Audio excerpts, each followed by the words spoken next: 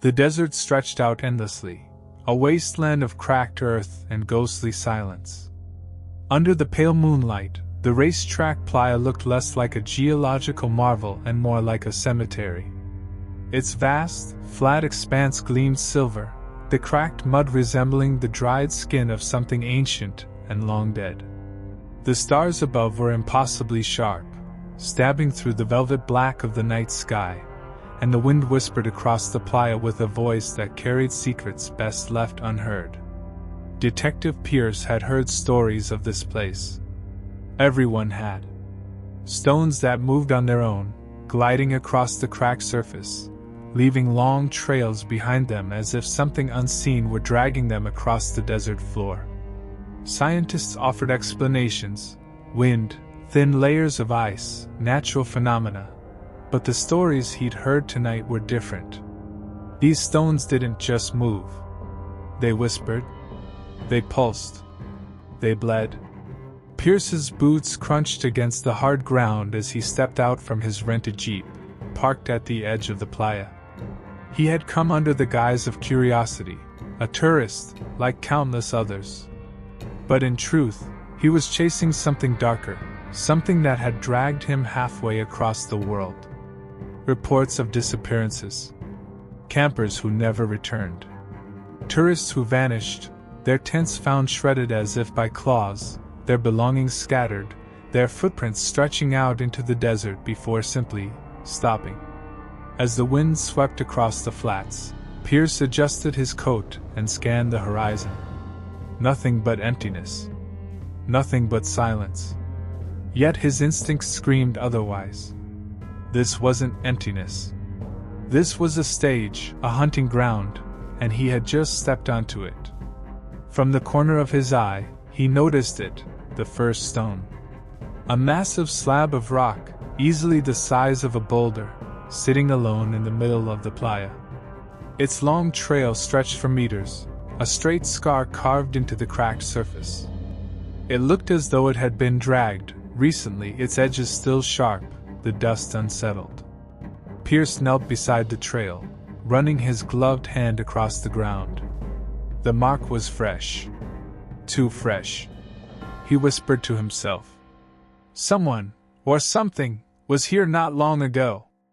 The desert answered with silence. Pierce stood, scanning the area. His flashlight beams sliced through the dark, catching more stones scattered across the playa.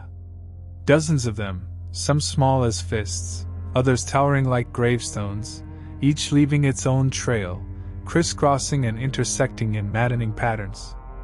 But one thing made his chest tighten with unease. Some of these trails didn't end with rocks. They ended with nothing. Just long, deep scars stretching out into the darkness, leading to nowhere. A sudden chill cut through the air. The temperature dropped rapidly, his breath fogging in front of his face. The desert was supposed to be cold at night, yes, but this was different. This was unnatural, a stabbing cold that seemed to seep into his bones. And then, faintly, carried on the wind, he heard it. Whispering. Pierce turned sharply, his flashlight trembling slightly in his hand. Nothing. Just the stones, the endless cracked earth, and the stars above. But the sound was there, unmistakable. A chorus of whispers, low and ragged, like 100 voices speaking at once but never in unison. They came from everywhere and nowhere, filling the desert air, threading into his mind. He swallowed hard, forcing himself to stay calm. He'd heard things before. He'd been in houses that groaned with voices of the dead, seen shadows dance where there should be none.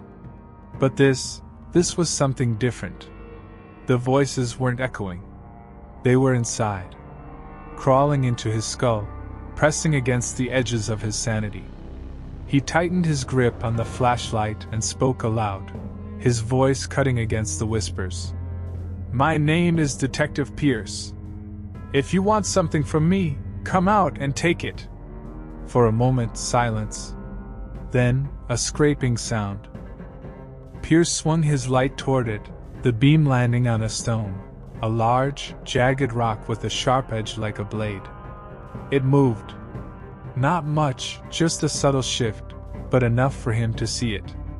The stones scraped forward an inch, grinding against the playa's cracked surface, leaving a new, fresh mark in the earth. Pierce's pulse quickened. He stepped back, the light shaking as he tried to process what he'd seen. The rock moved again. Another inch. Another scrape. And then another stone shifted. And another. Soon, half a dozen rocks were stirring, dragging themselves slowly, methodically, across the playa. Their trails carved into the earth with the sound of nails on bone, a grotesque chorus of grinding and scraping. Pierce stumbled back, his boots catching in the cracks, but his eyes stayed locked on the stones. They weren't moving randomly. They were forming something. A pattern. A circle. The whispers grew louder, more insistent, until they rose into a cacophony of voices, screaming, chanting, demanding. The stones closed their circle around him, each grinding closer, trapping him in the center. His flashlight flickered, and for a split second, in the darkness between flashes, he thought he saw figures. Tall, gaunt silhouettes standing behind the stones, their faces blank, their bodies dissolving into sand. Watching him. Surrounding him. Pierce forced his voice steady. "You've made a mistake." But even as he said it, he felt it in his gut. This time, he was the one who had made the mistake. The ground beneath him trembled. The circle was complete. And the desert was awake. The desert floor vibrated beneath Detective Pierce's boots, a low rumble pulsing up through the cracked earth like the heartbeat of something immense buried below. His flashlight flickered again, a failing guardian against the darkness that pressed in from all sides. The stones around him had completed their circle, their jagged shadows cutting across the playa like teeth closing around prey. For a moment, Pierce stood frozen, his every instinct screaming at him to move, to run, but something deeper, something trained by years of standing face to face with horrors others would flee, kept him rooted. His hand drifted to the revolver at his side. A ridiculous gesture, he thought. What good was a bullet against rocks that bled whispers? Still, the familiar weight steadied him. The ground cracked sharply beneath one of the stones. A split appeared in the dry earth, thin as a hairline fracture at first, but then widening with a jagged groan. Dust rose into the air, swirling in ghostly patterns, and from the gap seeped a light, not bright, but sickly, an oily green glow that churned like swamp water. The whispers surged, overlapping into a frenzy, no longer words but shrieks and sobs, promises and threats. Pierce clamped his jaw shut, refusing to let them in. He had faced voices before, those of murderers who left their imprints in the walls of the houses they haunted, those of desperate dead clawing for release. He had his methods. But these whispers felt older, heavier, like the desert itself had learned how to speak and was now choking on its own language. The stones began to move faster, jerking in short, violent bursts, each scraping forward, closing the circle tighter around him. The patterns on the playa grew clearer, not just random trails, but symbols, intersecting shapes carved into the earth, forming something ancient, something ritualistic. And then, suddenly, the circle stopped. The whispers cut off, replaced by silence so absolute that even the wind dared not intrude. Pierce's ears rang with the absence of sound. A voice, singular now, rose from the crack in the earth. "You should not have come here, detective." It wasn't whispered. It was spoken, deep and resonant, echoing across the desert like a sermon given to the dead. Pierce steadied his breathing. "I go where the truth takes me." The crack widened with a violent snap, and the glow spilled out, casting grotesque shadows across the stones. Pierce raised his light to the gap, his heart pounding. And then he saw them. Hands. Dozens of them, thin and pale, clawing at the edges of the fracture, pushing upward. They were not hands of flesh but of stone, jagged and rough, yet moving with sickening fluidity. They pulled at the earth, dragging themselves higher, fingers like chisels clawing into the playa. The ground trembled harder, threatening to give way entirely, as something vast and unseen shifted beneath. Pierce stumbled back, his flashlight beam cutting across the stones. The silhouettes he had seen before were still there, tall, gaunt figures just beyond the edge of the light. But now they moved. Slowly, unnaturally, gliding forward without footsteps, their blank faces turning toward him in perfect unison. He drew his revolver. His finger hovered over the trigger. He knew it wouldn't matter, but he also knew he couldn't simply watch. He fired once. The gunshot cracked through the desert like a thunderclap. The recoil snapped his wrist, the echo carrying far into the night. The bullet struck one of the figures dead center, and for a split second Pierce thought it had no effect. But then the figure dissolved, not falling, not breaking, but collapsing into sand that scattered into the wind. The others froze. Pierce steadied his aim at the nearest one. "Keep coming," he muttered, his voice hard. But instead of advancing, they tilted their heads in unison, a grotesque parody of curiosity. Then, as if commanded by some unseen signal, they melted back into the darkness, leaving only the whispering stones and a gaping crack in the earth. Pierce exhaled sharply, lowering his gun. One bullet, one figure gone, but there had been so many. And whatever lived beneath that cracked earth was far from finished. The ground pulsed again, and this time a shape began to emerge. At first it looked like stone, jagged and massive, but as more of it rose, Pierce saw the impossible truth: it was a skull. Enormous, cracked and weathered, yet unmistakably shaped like a human head. Its empty sockets glowed faint green, leaking the same oily light that seeped from the fracture. The whispers returned, softer now, almost reverent. Pierce's heart hammered in his chest. He forced his feet to stay planted, though every nerve in his body screamed to run. He had come here because people were disappearing. He had come here to find the truth. And now, staring into the eye sockets of this stone monstrosity rising from the earth, he realized the truth might never let him leave. The skull spoke. "You carry the mark of the Seeker," it said, its voice rattling his bones. "We have watched you, Pierce. From the House of Mirrors. From the Train of Shadows. From the forest that bled. You chased the dark. You followed the trail of the forgotten. And now you stand where all trails end." Pierce's grip tightened on his revolver.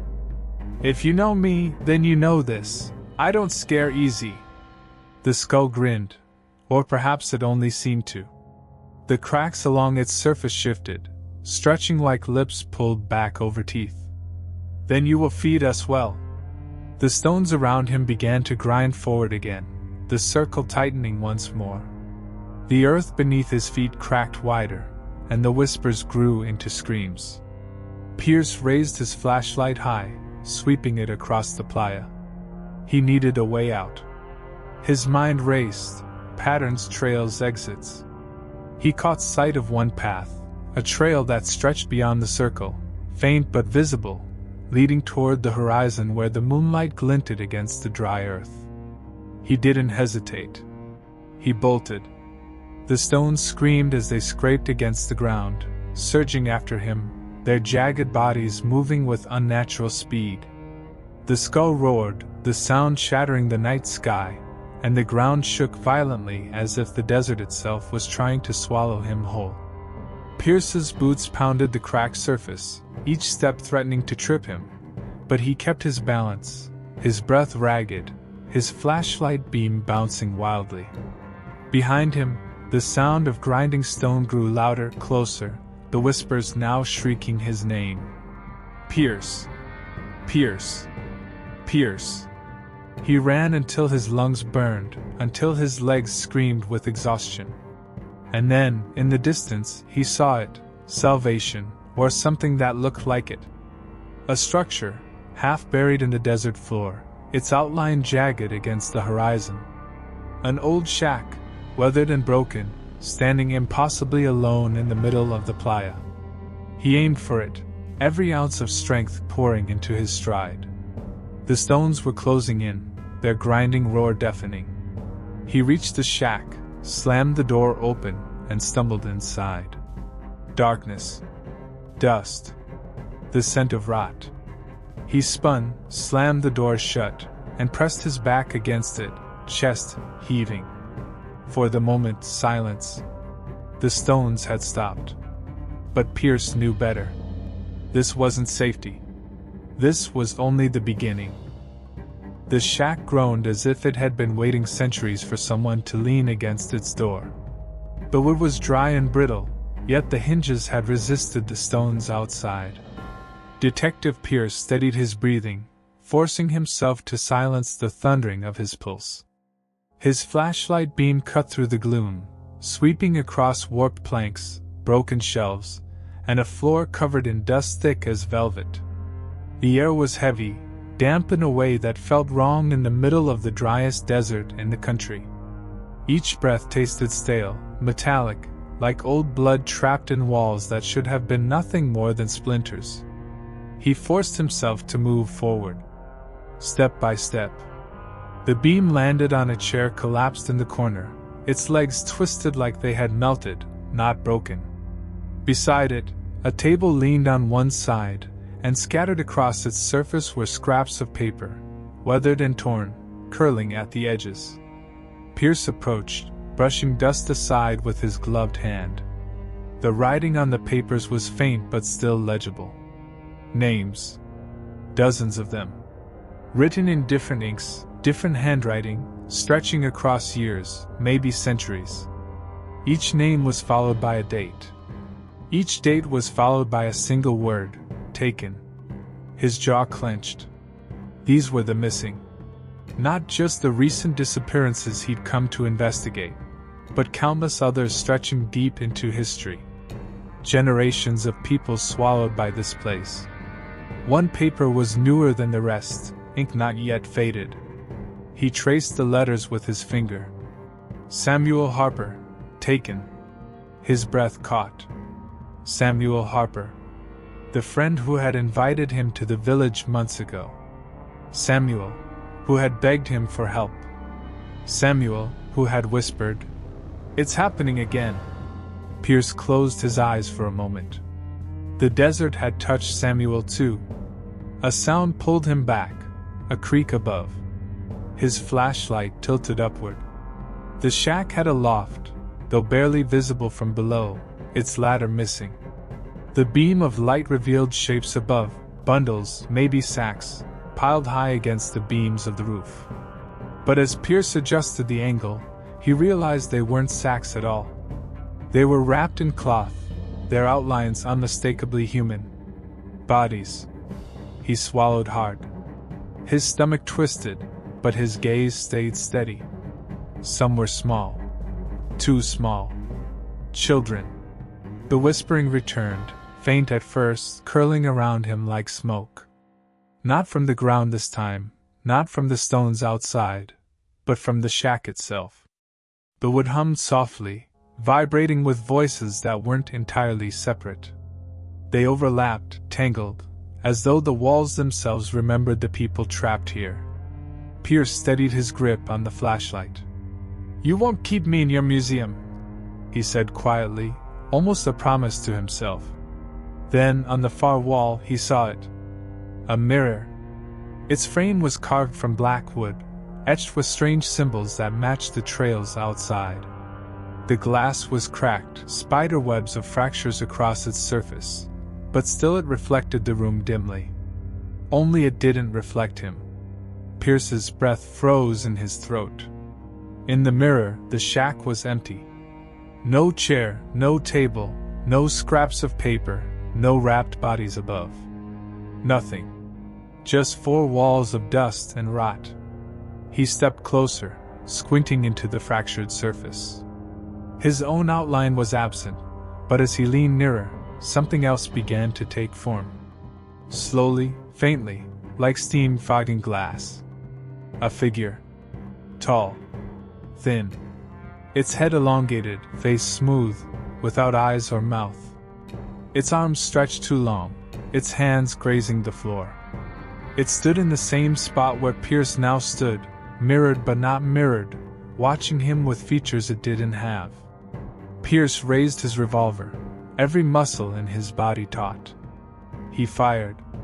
The glass shattered into shards that rained across the floor like brittle ice. The whispering stopped, silenced instantly, as though the gunshot had cut its throat. But then came the creak. Not from above this time. From below. Pierce's eyes snapped to the floor. Cracks spidered outward from the spot where the mirror had hung. The wood splintered, and beneath it, a hollow space gaped open, breathing foul, wet air into the shack. Something moved down there. Something big. The floorboards buckled. Pierce dove aside just as they shattered, splinters flying. From the hole, a hand erupted, stone and soil fused into flesh, claws as long as knives. It grasped the edge of the floor, dragging itself upward. Another hand followed, and then the curve of a head too wide, too jagged, forcing itself through an opening too small. Pierce scrambled to his feet, reloading instinctively, though some part of him knew bullets wouldn't matter anymore. The creature pulled itself higher. Its form was not consistent, parts of it stone, parts soil, parts writhing with something that looked disturbingly alive. Its eyes glowed with the same sickly green light as the skull outside, and when it opened its mouth, the voices of all the names on the paper screamed at once. Pierce backed toward the door. But before he could reach it, the wood slammed shut on its own, sealing him inside. The shack shook violently. Dust fell from the rafters. The creature's body filled half the space, its limbs breaking beams, its voice rattling the glass of his flashlight. "You cannot leave," it said, its tones layered, dozens of voices speaking as one. "You are already written." And Pierce knew what it meant.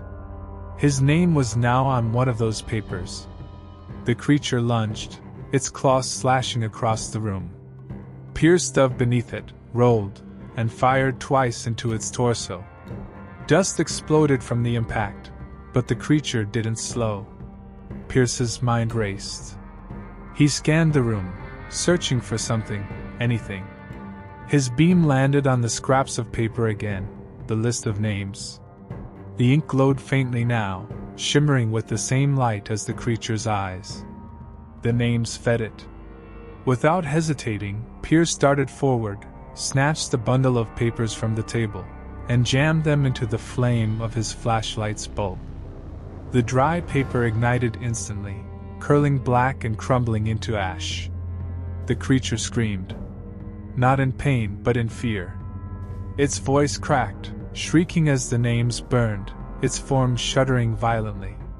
Pieces of stone crumbled from its body, crashing to the floor like broken statues. Pierce fanned the fire, tossing the entire stack of names into the blaze until every one of them turned to ash. The shack filled with the acrid stench of smoke. The creature howled, its body collapsing inward, fragments of earth and bone falling into the hole from which it had risen. And then silence. The shack trembled once more, then stilled. The hole gaped empty, no light, no sound. The air hung heavy, choking with smoke. Pierce stood in the middle of it all, revolver still raised though his arm ached from the tension. Slowly, he lowered it. His flashlight flickered, dying. The whispers were gone. For now. He glanced at the pile of ash where the names had burned. His chest tightened. Samuel Harper was gone, as were countless others. There was no saving them. But maybe, just maybe, he had stopped it from taking more. He turned toward the door. It creaked open on its own, revealing the desert night, the stones silent in the distance, their trails frozen mid-path. Pierce stepped outside. The silence of Reistrack-Playa was vast, oppressive, but different now. The whispers had faded. The skull was gone. For the first time since arriving, the desert was only a desert. But Pierce knew better. It was waiting. The desert stretched around me in silence, a silence too vast to belong to the living world. The Reistrack-Playa shimmered under the pale moonlight, its cracked surface glowing faintly like bone left too long in the sun. The shack stood behind me, broken and hollow, its doors swaying gently in the dry wind. I wanted to believe it was over, that burning the papers had ended whatever curse had claimed this place. But the desert was not kind to liars, and I was not naive enough to lie to myself. The stones were waiting. I walked forward, boots grinding against the cracked earth. The trails carved by the stones stretched endlessly, curving and twisting like veins. But as I adjusted my flashlight, I realized something I hadn't noticed before. Not all the trails belonged to stones. Some were footprints. They wove between the stone paths, overlapping, circling, vanishing, then starting again. Some were deep, as if the people who made them had been dragged. Others were faint, scattered, as if they'd wandered aimlessly until their strength gave out. And all of them pointed toward the mountains in the distance, black shapes rising jagged against the horizon. I crouched, brushing my fingers along one of the prints. The edges were sharp, fresh. Someone had passed through here recently. My chest tightened. Survivors, maybe? Or victims not yet claimed. I followed. The desert air cut like glass. Every few steps, the silence pressed harder, until I could hear the blood moving in my veins. My flashlight beams slid across stones that seemed to shift when I wasn't looking. Their shadows leaned toward me, too long, too sharp. The footprints grew more erratic the closer I came to the mountains. I counted at least 3 sets. 2 small, 1 larger. Children and an adult. The thought sank into me like ice. Families had fled into this wasteland. The desert had swallowed them whole. Hours blurred. The moon climbed higher, then began its descent. My legs ached, my throat burned, but I kept walking. The trails led me to the base of the mountains, to a narrow ravine half hidden by shadows. The stone walls curved inward, forming a throat that seemed to swallow the night itself. I paused at the entrance, listening. At first, nothing. Then faint. A sound. Crying. Thin, broken, muffled by stone. My grip tightened on the revolver. My breath came shallow. I stepped inside. The ravine narrowed, walls closing around me. My flashlight revealed carvings etched into the stone, symbols like those on the mirror frame in the shack. Spirals, jagged lines, eyes without pupils. They glowed faintly, as though the stone itself remembered the touch of something old.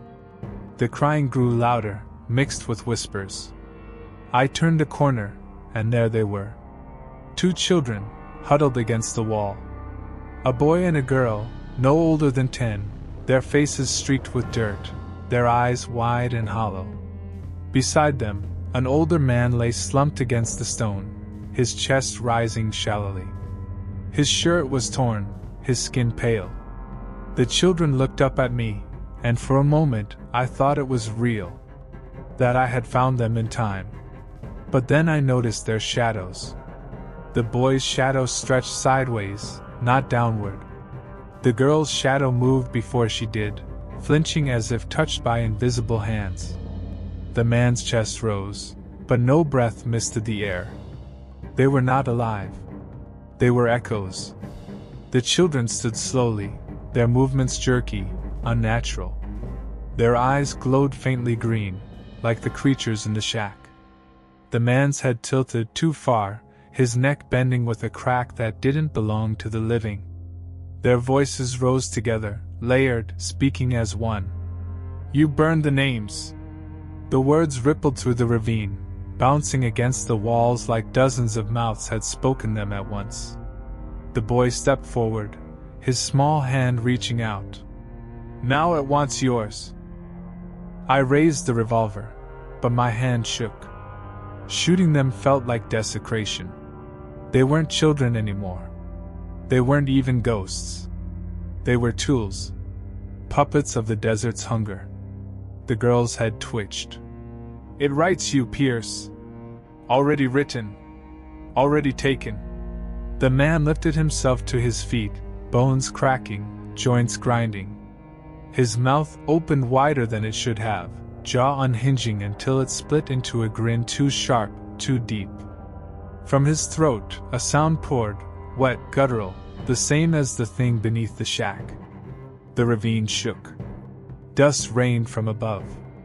The carvings glowed brighter, pulsing like veins. I fired. The bullet struck the man in the chest. He crumpled, but the children didn't flinch. Their eyes only glowed brighter. I backed away, the walls closing tighter. Their voices rose louder, overlapping, splitting. "You will not leave! You are part of the desert now. Part of the trail. Part of the stone." The ground shifted beneath me. I stumbled, dropping to one knee. The cracked earth wasn't stone anymore. It was flesh, pulsing faintly, veins glowing green beneath the surface. The desert was alive, and I was standing inside its throat. I forced myself up, firing again, then again. The echoes shattered like glass, bodies dissolving into dust. Their voices lingered a moment longer, then faded into silence. I stood in the dark, chest heaving, revolver empty. The ravine was silent again. But the carvings still glowed, and the earth still pulsed faintly. I wasn't free. Not yet. I reloaded with shaking hands and kept walking deeper into the mountains, following the path carved by the missing. Somewhere ahead, the desert's heart was still beating. And it wanted mine. The path narrowed until the ravine no longer resembled stone, but a gullet carved into flesh. Every step forward echoed, not with the hollow crack of boots on rock, but with the damp thud of footfalls in a place alive. My flashlight sputtered, the beam weakening, swallowed by the dark. I slapped it against my palm, but the light remained sickly, barely strong enough to cut through the thick shadows pressing in. The carvings on the walls pulsed brighter, feeding on my weakness. Spirals twisted, their lines flowing as though they were still being drawn by an invisible hand. The whispers returned. Not from behind this time, but ahead, deeper inside the mountain. I pressed forward. The ravine opened suddenly into a vast hollow chamber, the ceiling arching so high it vanished in darkness. My beam skated across the walls, catching glimpses of shapes etched into the stone, elongated bodies, faceless figures bending toward the earth, stones dragging trails behind them. And in the center of the chamber, something waited. A pit. Wide, round, carved perfectly into the ground. Black smoke rose from its depths, curling like fingers that refused to release. Around the pit stood stones, massive boulders like the ones scattered across the Reistrack-Playa. But here, they leaned toward the void as though listening. Trails carved into the ground stretched outward from them, all leading to the pit, like veins feeding a heart. I stepped closer, revolver raised, though I knew bullets were useless here. My boots crunched across the cracked surface, and the air grew colder. Each breath misted, then froze in the air. The silence deepened, pressing against my ears until they rang. Then I heard it. A voice. Not human. Not even singular. It was all voices. Every cry, every whisper, every scream ever carried by this desert. Men. Women. Children. They rose together, overlapping, impossible to distinguish, yet all saying the same word. Pierce. The pit exhaled. The smoke swelled, twisting upward, coiling into a shape that was not a shape. A body that was not a body. Arms too long, bending wrong. A face with no eyes, only hollows that leaked green light.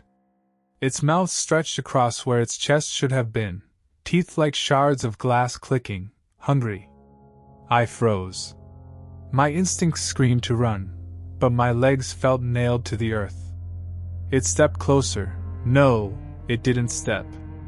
It slid, like shadow dragging itself forward.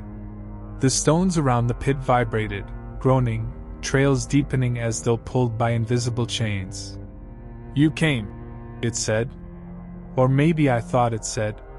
The words pressed against my skull, bypassing my ears, crawling directly into my thoughts. They all come. They walk. They leave. They belong. Now you belong. My grip tightened on the revolver. My voice was hoarse when I spoke. "What are you?" The hollow face tilted, as if amused. "The desert. The stone. The trail. The hunger. I am what moves when nothing should move. I am what writes when no hand holds the pen." The smoke surged outward, wrapping around my ankles. Cold burned through my boots, climbing my legs. My heart thrashed. It leaned closer. "You burned the paper. But the paper is not the story. You are the story now, Pierce. The trail is yours to walk." The chamber walls trembled. Cracks spread, glowing green. I aimed the revolver and fired. The bullet vanished into smoke. No impact. No sound. Nothing. The creature laughed, a chorus of broken voices. "The trail cannot be cut." My light flickered and died. Darkness swallowed me whole. For a moment, panic overtook reason. My breath came sharp and ragged, my hand clawing at my belt for the matches I carried. Flame burst, tiny and fragile, barely holding against the void. But it was enough. The walls of the chamber revealed themselves again, only they weren't walls anymore. They were faces. Hundreds of them, mouths open in silent screams, eyes sunken, flesh fused into stone. Trails stretched from their feet, etched into the floor, all leading to the pit. The faces moved. Their mouths opened wider. "Join!" The smoke surged higher, rushing for me. Instinct took over. I struck another match, dropped it into the pit. Flame caught instantly. The smoke screamed, writhing, recoiling like an animal burned. The chamber shook, the walls splitting wider. Faces cracked, dust spilling like ash. But the pit didn't close. The flame didn't consume. It only grew. A fire of green erupted, roaring upward, flooding the chamber with sick light.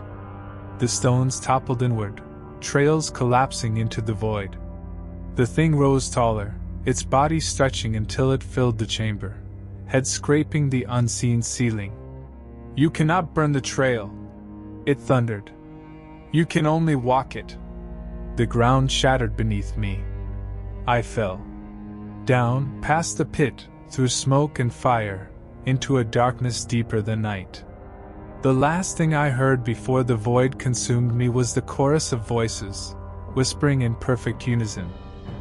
"Welcome home, Detective Pierce." I expected the impact.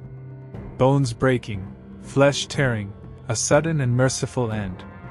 But when I opened my eyes, I was standing. Not in the chamber.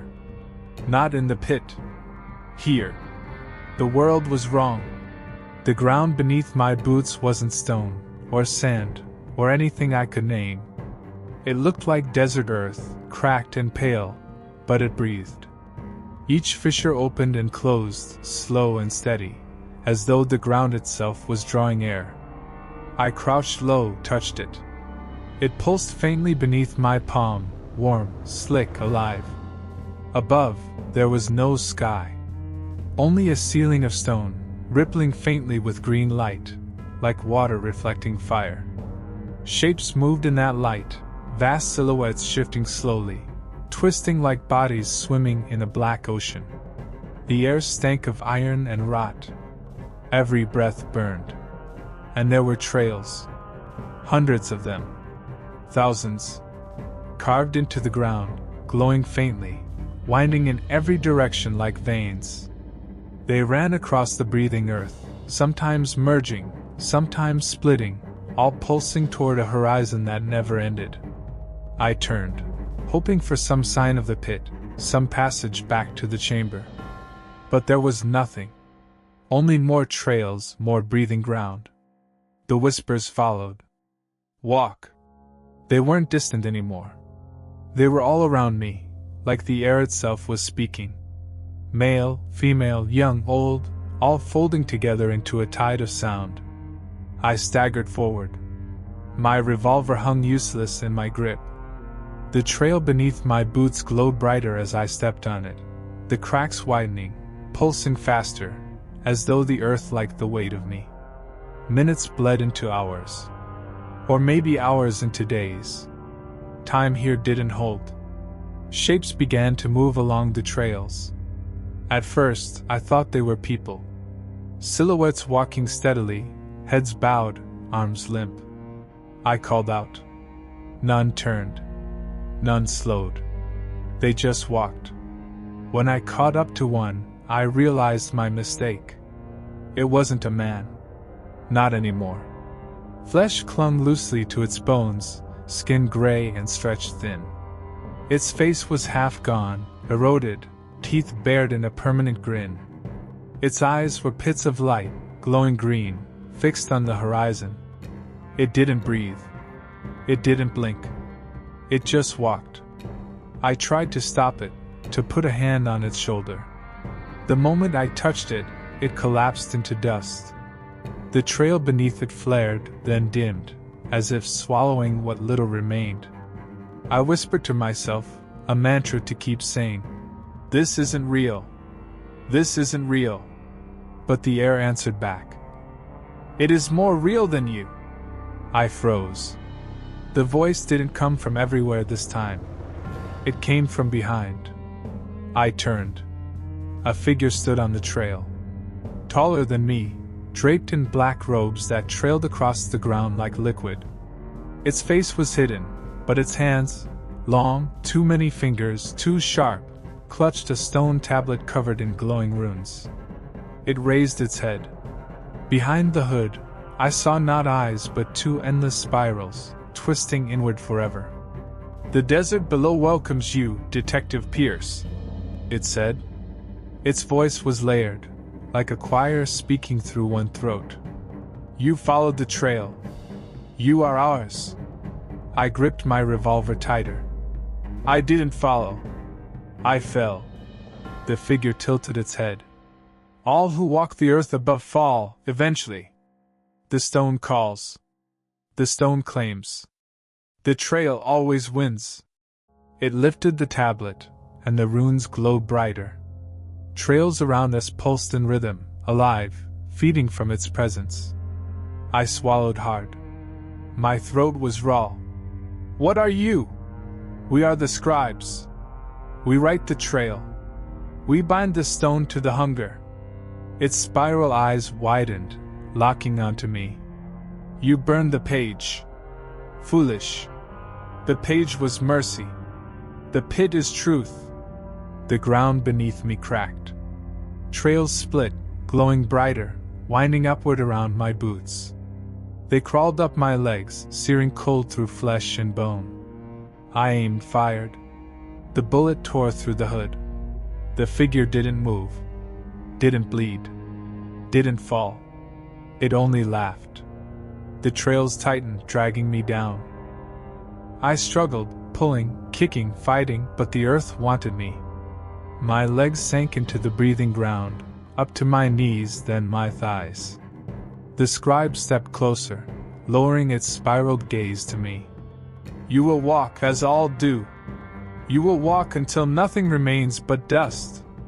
And then you will write for us. I screamed, fighting harder.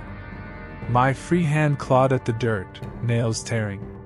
The whispers roared in my head, so loud they felt like knives. And then movement. Not from me. Not from the scribe. From the walkers. Dozens of them turned. Their faceless heads pivoted, glowing eyes fixing on me. For the first time, they stopped walking. And together they spoke.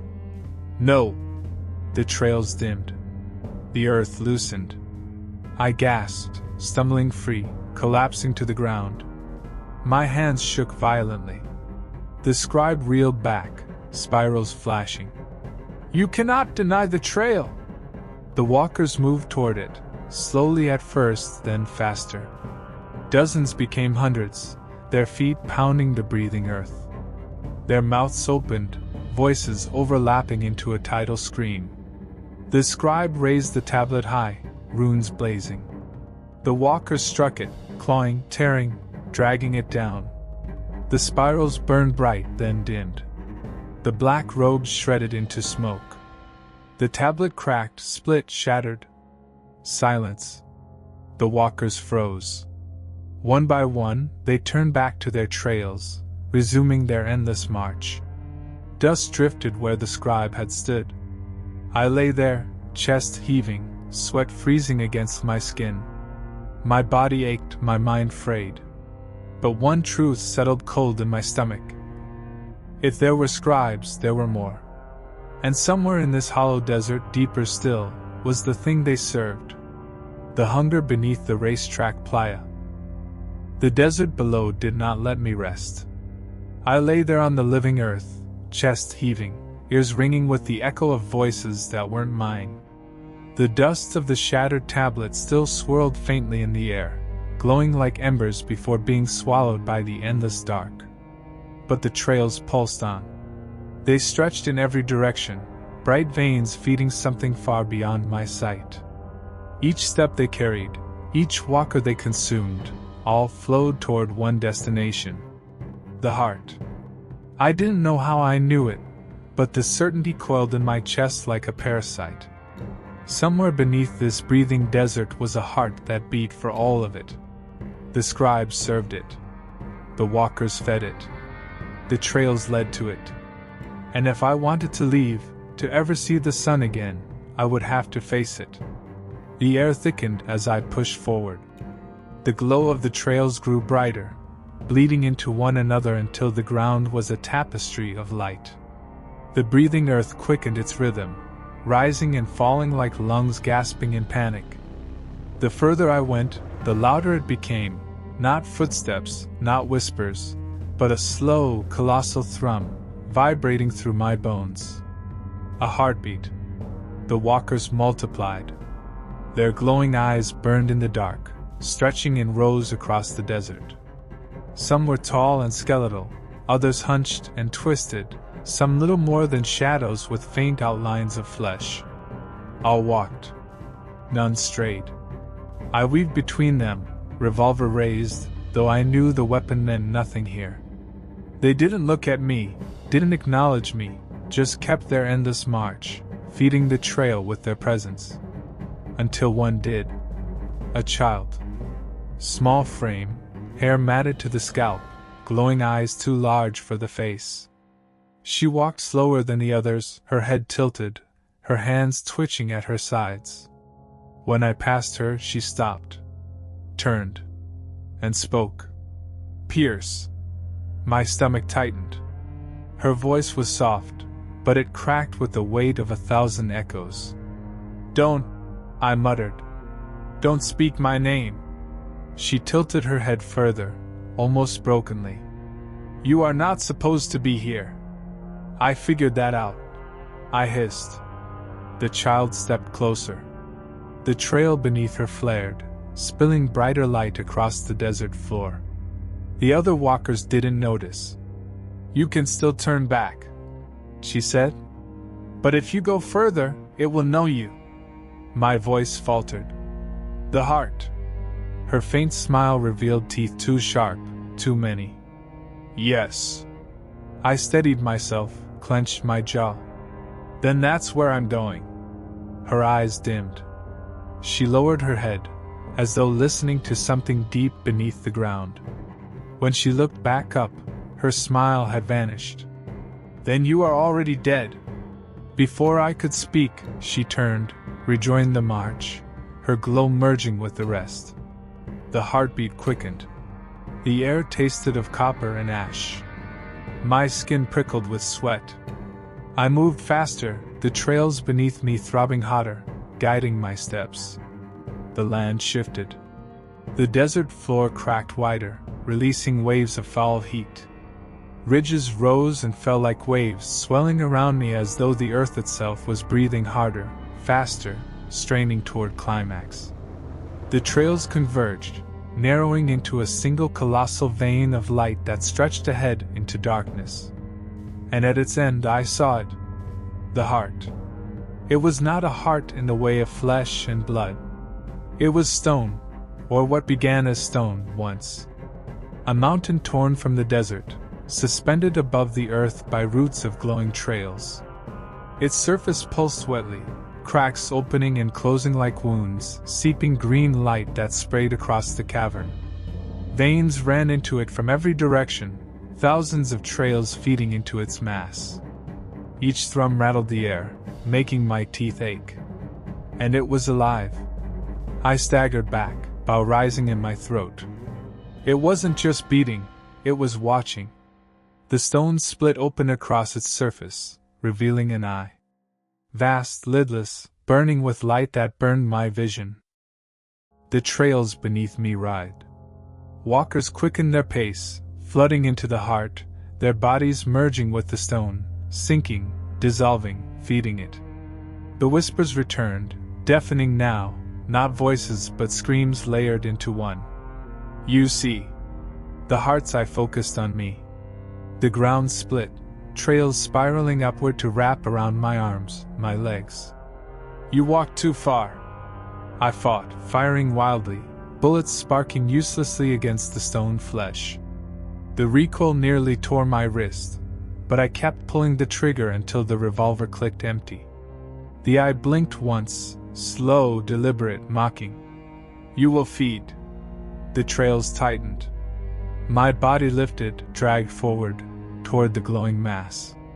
My muscles screamed, my lungs burned, every instinct shrieking to tear free, to run, to fight. And then, another voice. Small. Sharp. Familiar. Pierce. The child again. Standing at the edge of the trail, her eyes glowing brighter than before, her frail frame shaking. She raised her arms. Not yet. The walkers nearest to her froze. Then another. Then another. The glow in their eyes flared white. They turned, not toward the heart, but toward it. Toward rebellion. They broke from the trail. Thousands of them. Their endless march reversed, surging toward the stone.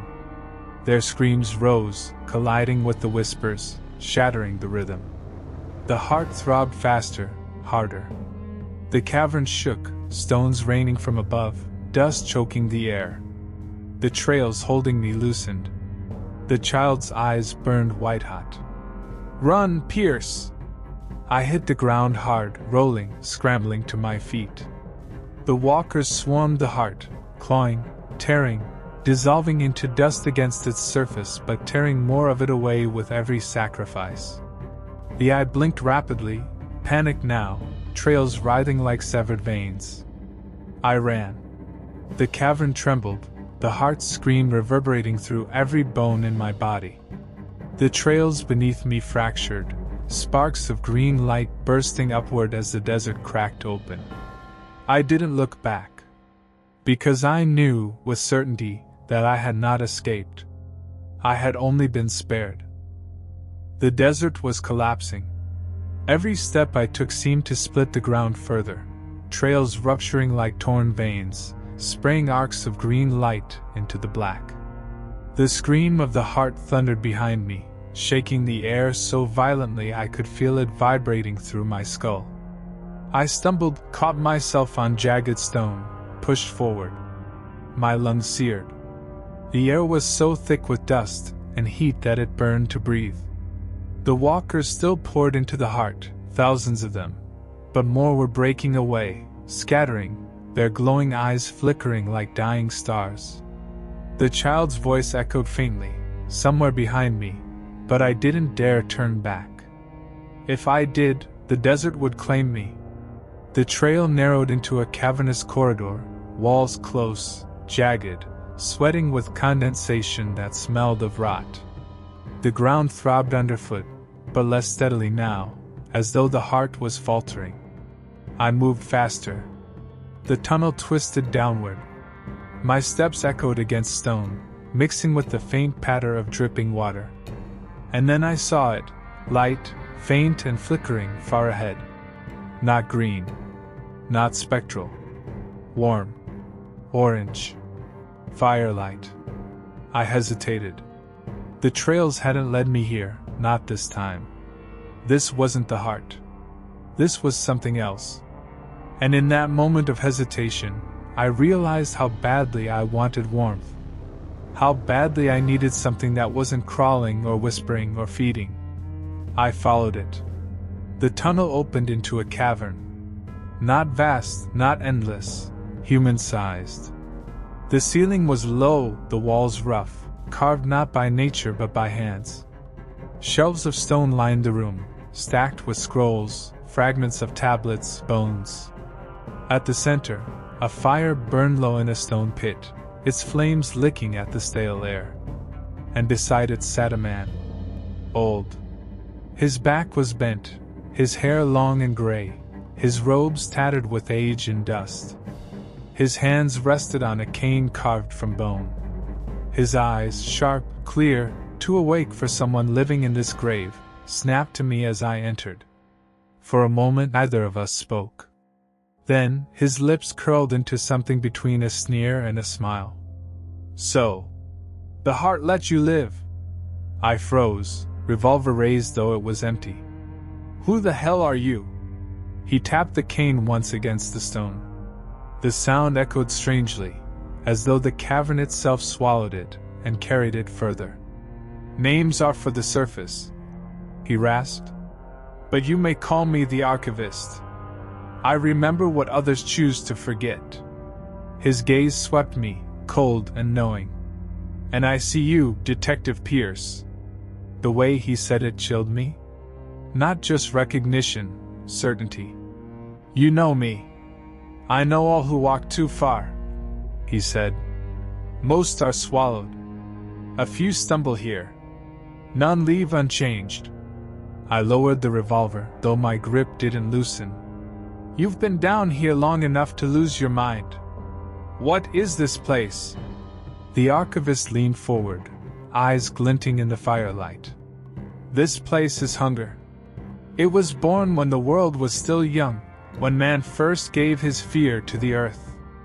They fed it then, willingly, sacrifices, blood, whole villages torn apart to keep the heart quiet. And for a time it worked. The land above flourished. His voice lowered, almost reverent. But hunger does not fade. It waits. It grows. And when men forgot, it reminded them. The heart called again. It always calls. I swallowed hard, the echo of the child's warning rattling in my mind. It's still calling now. The archivist's smile widened, crooked and terrible. You felt it, didn't you? In the trails. In your own bones. That heartbeat, it is not separate from you. It is inside you now. It marks those who come too close. You think you escaped? He leaned closer, and his whisper crawled into my ear like a worm. You are already claimed. My throat went dry. My hand tightened on the revolver, though it was useless. If that's true, then how are you alive? His laughter was hollow, a sound that didn't belong to a throat. Alive? He echoed. I am not alive, detective. I endure. There is a difference. He gestured at the shelves around us. I write. I record. I remember for those who will never leave. The walkers, the scribes, the children, they all end here. And so shall you. The flames in the pit flared higher, licking the cavern walls, throwing his shadow long and jagged. But unlike them, you have a choice. I stared at him, heart pounding. What choice? He raised his hand, pointing deeper into the cavern, where another tunnel yawned like a throat. The path forward. To the heart's core. To face it as no man has faced it and live to tell it. If you succeed, you will know freedom. If you fail. His smile sharpened, teeth glinting. You will not fail. You will become part of it. I shook my head, stepping back. That's not a choice. That's suicide. The archivist shrugged, settling back against the stone. Then return the way you came. Let the desert consume you as it consumes all. Either way, you belong to it now. The only difference is whether you end with a scream or a memory. The fire sputtered, throwing sparks across the floor. I stood there, caught between his words and the faint echo of the heart still pounding through the stone. And for the first time since stepping into this cursed desert, I realized something terrible. He was right. It had marked me. I could feel it in my blood, in the rhythm of my pulse. The only way out was through. I turned toward the tunnel. The archivist's voice followed me, low and mocking, carried on the hiss of the fire. Good. Walk forward, detective. Walk until you cannot walk anymore. The heart is waiting. The tunnel swallowed me. The sound of the fire died behind me. And the desert breathed louder, hungrier, as though it knew I had chosen. The tunnel stretched on like an endless wound. The walls here were slick, alive, pulsing faintly with that sickly green glow that no longer felt like light but like something crawling beneath my skin. Each step drew me further away from air, fire, anything that could be called human. My boots crunched on stone and bone alike, the sound echoing strangely, as though the tunnel bent the noise into shapes it shouldn't have. The deeper I went, the louder it became. Not just the heartbeat. A chorus. Voices layered on voices, muttering, weeping, chanting. Some in languages I recognized, others in syllables too broken to belong to any human tongue. And among them, clear as if whispered against my ear, came a child's voice. Detective. I froze. My revolver was still empty, yet my hand clenched around it as though it could hold back what was coming. Who's there? Silence. Then the sound of tiny footsteps padding just beyond the glow of my lantern. I lifted it, and the shadows pulled back enough for me to see. A girl. The same one I'd seen above. White dress tattered, eyes pools of black glass. She stood motionless, hair hanging limp, face pale as salt.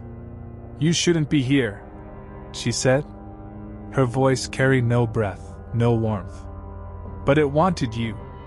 It always wants the ones who carry questions. My throat tightened. What are you? She tilted her head, bird-like, unnatural. I was. That's all. I was. Before I could ask more, her form flickered, like film burning in a projector. Her limbs blurred, stretched, and then she was gone, leaving only the whisper of her warning. I pressed forward. The tunnel sloped down, down, until it became a staircase of jagged rock. Each step felt heavier than the last. The voices grew sharper, less like echoes, more like demands. I tried not to listen, but the words wormed into my ears. Join us. Feed it. Become. At the bottom, the staircase ended at an arch carved of bones. Human, animal, and things I couldn't name. They had been fused into the stone, jaws locked in eternal screams, arms stretching out as if to pull me through. I had no choice but to step inside. What lay beyond made the desert above feel like a dream. The chamber was vast, larger than any cathedral, its ceiling lost in blackness. The walls pulsed with green veins, liquid light streaming through them like blood. The air was wet, hot, heavy with rot and sweetness. and at the center stood the heart. Not stone, not flesh, but both. It rose from the floor like a tumor, a mass of black rock shot through with veins of pulsing green. Its surface throbbed, alive, beating to a rhythm that shook the cavern itself. With each pulse, the ground rippled like water. And around it, walkers. Hundreds. Maybe thousands. Their bodies circled the heart in slow, endless steps, eyes glowing with the same green light, mouths moving in silent chant. Their forms flickered like shadows caught between existence and nothingness. I staggered back, bow rising in my throat. That's when it noticed me. The heart's pulse quickened. The walkers froze. Every glowing eye turned toward me in perfect unison. The air thickened, pressing down on my chest, forcing me to my knees. And then it spoke. Not in sound, but in my blood, in my bones, in every nerve screaming at once. Pierce. I clutched my head, teeth grinding as the name tore through me. My vision swam with flashes, bodies dragged across sand, bones buried in shifting earth, faces melting into trails. You have come far. The walkers began to move again, but not around the heart, toward me. I scrambled back, revolver useless in my hand, lungs burning. Stay away! Their chant grew louder, words crawling into me like worms. Their steps echoed in unison. The ground trembled with each beat of the heart. I turned, searching for escape, but the tunnel I'd entered was gone. In its place, only more bone walls, shifting, reshaping, closing me in. The heart pulsed harder. The cavern throbbed like a living body. You are mine! I staggered to my feet, rage cutting through the terror. I'm not yours. You don't own me. The laugh that answered was endless. A sound like mountains grinding together, like oceans drowning. All who walk too far are mine. The walkers surged forward, hands outstretched, faces blank, eyes searing. I fired. The shot cracked like thunder, but the bullet tore through one of them as if it were smoke. The figure flickered, then stepped closer, unbroken. I fired again and again, until the revolver clicked dry. Nothing. They closed in. I stumbled back until my spine hit the wall, the green veins pulsing against my skin. My chest heaved. My mind screamed. The heart's voice rolled through me once more, deeper, heavier, infinite. Blood, memory, fear. You will feed me. And then the ground split open beneath my feet. I fell. Not through stone, not through air, through something thicker, something alive. It swallowed me whole, dragging me down, down, into a place beneath places, where the desert's hunger had no end. The last thing I saw before the blackness closed was the girl, standing at the edge of the chasm, watching me fall. Her lips moved, and this time, though no sound carried, I knew exactly what she said.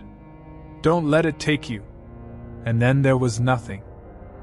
When I opened my eyes, there was no ground beneath me. No sky above.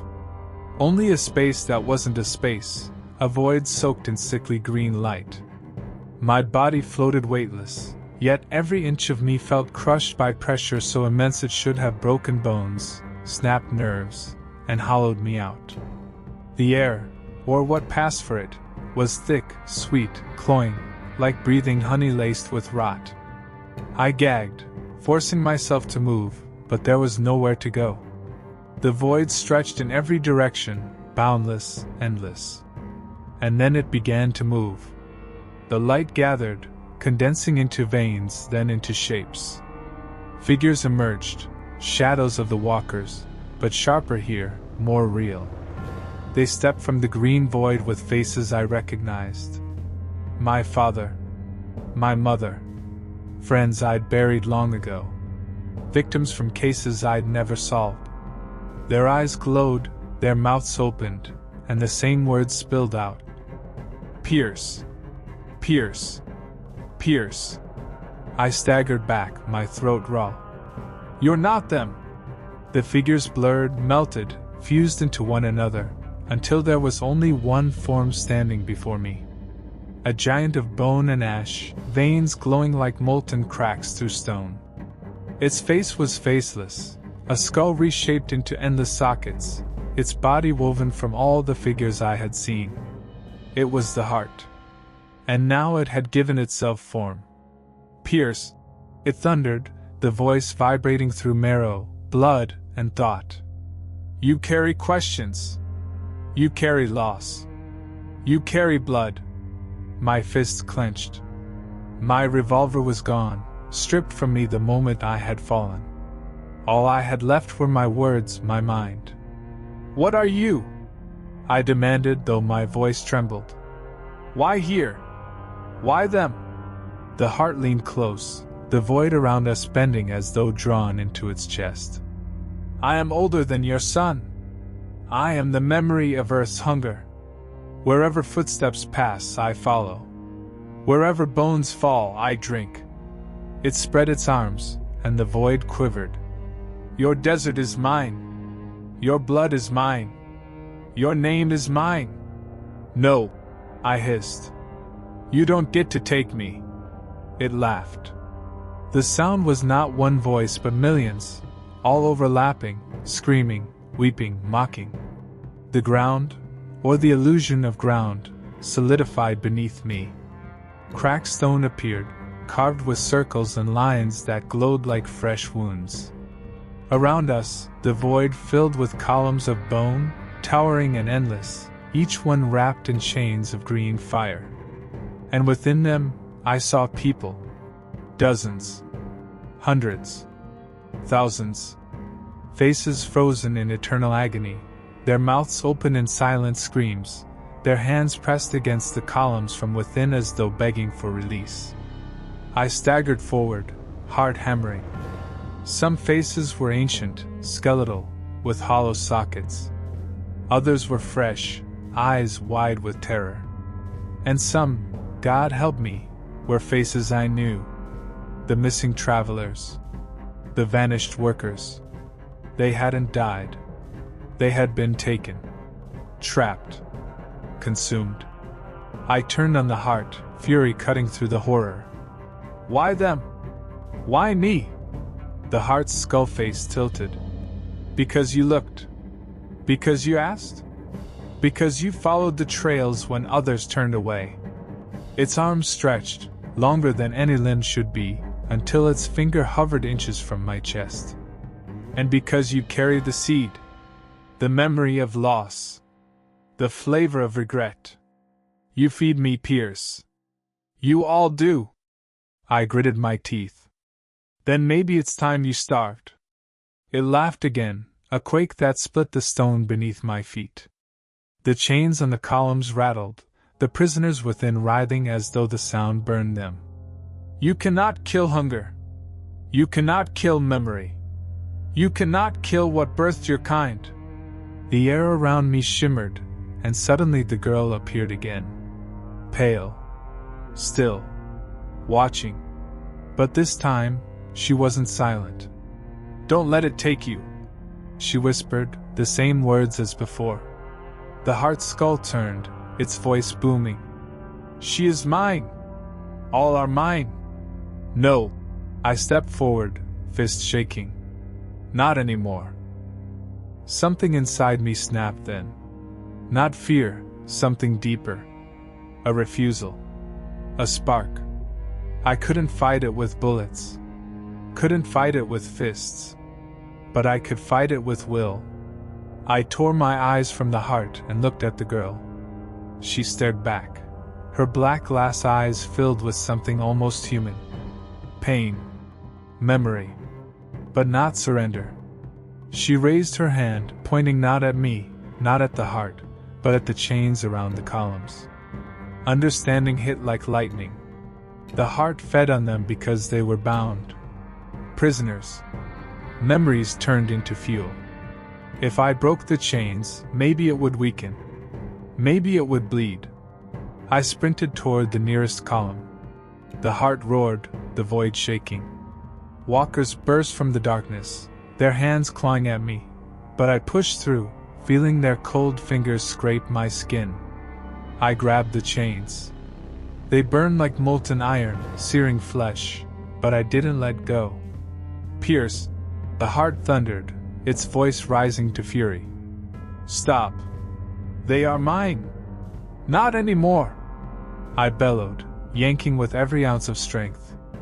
My skin blistered, blood boiling, but the chain cracked, split, and shattered in a burst of green fire.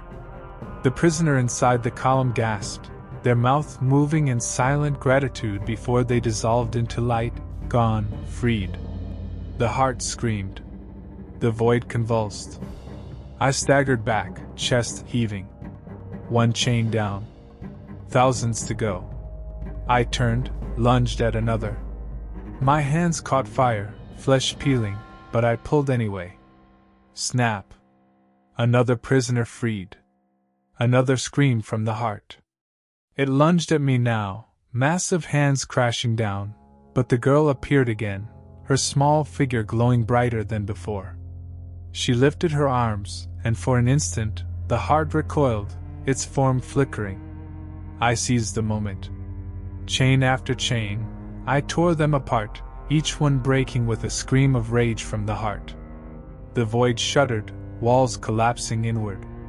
The prisoners dissolved into light, vanishing one by one, each release stealing strength from the beast. Finally, I reached the last chain. My body was ruined, skin charred, lungs filled with fire, but I wrapped my arms around it, teeth bared. The heart towered above me, face splitting into 1,000 skulls, all screaming. If you break that one, you break yourself. You bind your soul to me forever. I spat blood, gripping tighter. Better me than them. And I pulled. The chain snapped. The void exploded. Light engulfed everything, green, white, black, all colors at once. The scream of the heart tore the universe apart, collapsing sound and thought into a single note of fury. And then silence. When I awoke, I was lying in the desert. The night sky stretched above, stars cold and endless. The cracked floor of Reistrack-Playa lay around me, its stones silent, unmoving. The girl was gone. The glow was gone. Only the wind remained. I pushed myself up, trembling. My body bore no burns, no scars, yet I remembered every moment, every chain, every scream. The heart was gone, or buried, or sleeping. But I knew one thing, it would never be destroyed. Hunger doesn't die. It only waits. As I staggered toward the distant lights of camp, I heard it one last time. Faint. Almost tender. Pierce. The desert swallowed the sound, and I walked on. Case closed, at least for now.